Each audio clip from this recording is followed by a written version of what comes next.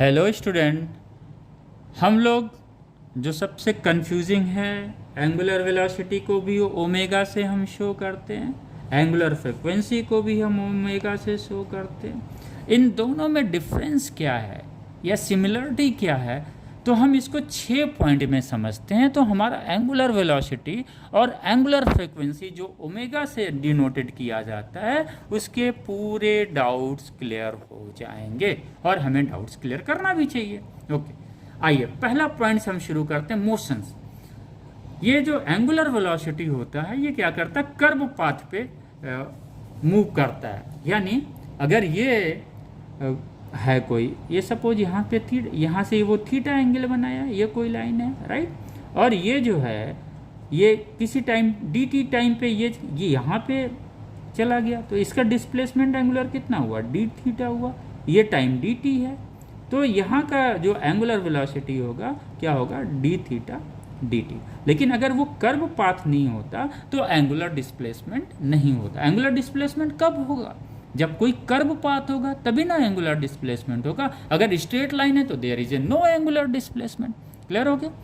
इसीलिए angular frequency में क्या हम पढ़ते हैं, जो मोशन होता है किसी पॉइंट के to and fro straight line होता है। और जब मोशन जब स्ट्रेट लाइन होगा तो यहाँ कोई एंगुलर डिस्प्लेसमेंट नहीं होगा, तो यहाँ पे स्ट्रेट लाइन में कोई एंगुलर वेलोसिटी नहीं होगी। इसीलिए इसको हम लोग एंगुलर फ्रिक्वेंसी पढ़ते हैं, राइट। सेकेंड पॉइंट, ये जो एंगुलर वेलोसिटी होता है, सपोज ये सन है, सन के अराउंड अर्थ क्या कर रही है, रिवॉल्व कर रही है। तो ये अर्थ जो रिवॉल्व कर रही है, पीरियोडिक मोशंस तो कर रही है, लेकिन किसी पॉइंट के टू एंड फ्रो नहीं मोशंस कर रही। तो सेकंड पॉइंट क्लियर हो गया, not to and fro motion. Angular velocity में टू एंड फ्रो मोशंस नहीं होता किसी पॉइंट के अलावा, राइट। जबकि एंगुलर फ्रिक्वेंसी में टू एंड फ्रो मोशंस होता है along the mean positions, right. Clear हो गया। थर्ड, ये एंगुलर वेलोसिटी क्या है, वेक्टर क्वांटिटी है। एंगुलर फ्रिक्वेंसी क्या है, स्केलर क्वांटिटी है। आइए, angular velocity rate of change in displacement है। एंगुलर फ्रिक्वेंसी क्या है, 2πn, where n is the frequency, या इसी को 2/t कर सकते हैं, जहाँ पे t क्या है, टाइम पीरियड है। Fifth point, not tell number of revolution.